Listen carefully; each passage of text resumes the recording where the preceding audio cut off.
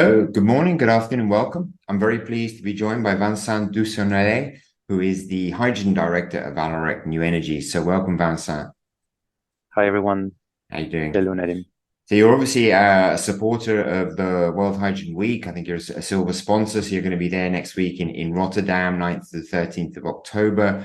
Vallourec is obviously a company, I guess, synonymous with well, tubular solutions pipes and working on a variety of hydrogen projects across storage and transportation. So maybe just give us a sort of background to help listeners understand the scope of the work and the projects that you're involved in. Indeed, with Vallourec, so we come with the heritage of tubular solutions. So we're specialized in metallurgies and pipes and connections, but we're bringing it further to bring to the market transport solutions for pipelines, but also storage solutions for because hydrogen storage will be needed with the growth of hydrogen. And that ranges from supporting manufacturers of cylinders all the way to large scale soil cavern storages, where we provide pipes and connections between the surface and the cavern. But we're also developing our own system for the intermediate scale of storages for tens of tons of hydrogen, which we see the growing need. And we're making this storage possible in quite a narrow footprint and with the highest safety standards.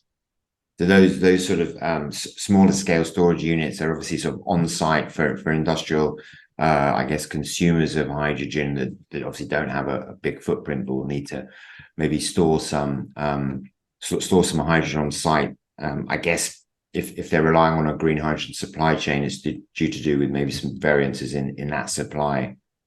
Indeed, for that on-site storage, so will be needed for those projects where you have the green hydrogen or the electrolytic hydrogen. So you have the variability either on the electricity price or the availability of the renewables. So variability in the upstream that you cannot pilot. And the other end, the off-taker may want to have a continuous supply. There are many industrial processes. Think of ammonia production, e-fuel, steel making, that are much more efficient if they can be run at a constant regime. So they need a continuous intake of hydrogen, or at least, and they cannot ramp down very fast. So they need some buffer storages to ensure this continuity, this safety, safe supply. Yeah. And therefore, just a few hours of consumption, it's already often tens of tons of hydrogen. So that's why they need this larger scale sort of storages on site.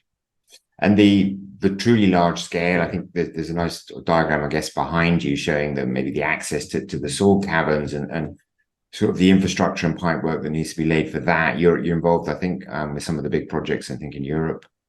Indeed, we're very proud that we've been working with many of the gas storage companies in Europe and supporting the pilot project in France, in Netherlands, Germany, bringing our pipes to connect surface and the cavern, and bringing also all the R&D and the technical work that we've done in the past years to to test and prove our materials compatible for use in hydrogen, to test the tightness of the connections, so that it's all working well and safe. And we're quite happy that we have also, on top of R&D results, now we have field vision and experience. So that's field proven, which is very important to ensure the safety and reliability of any solutions.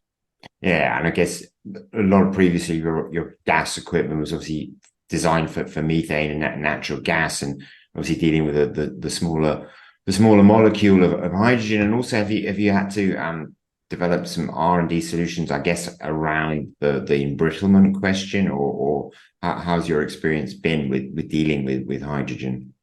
Yeah, indeed, the R&D work has been twofold. To start with, addressing the leakage challenge, so having tight connections, and we've developed specific tests, because usually we test the leakage with helium, and we identify that helium is not sufficient to guarantee tightness to hydrogen. So we have a bunch of tests with hydrogen, and we could prove that we have our premium connections. They behave very well and very tight to hydrogen. So tightness is one.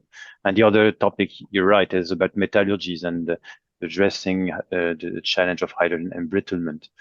And that's something that we have also some experience from corrosion background and very highly hydrogenating embrittlement in other corrosive environments. But we've developed also some H2 specific research and test programs to qualify the materials according to recognized standards, especially the ASME codes. So it's fracture toughness test, and you check how the material would crack and propagate. But what we can bring here is materials that we validated, and as a company, as an industrialist, we also have this experience and this habit to guarantee a tight control of the metallurgies. So think of the chemical composition, the mechanical properties, the microstructure, thanks to proper heat treatment, etc. So it's part of the expertise and what we bring to our customers to have reliable and long-lasting materials. Yeah, understood. I mean, is there also the opportunities for sort of surface treatments or coatings?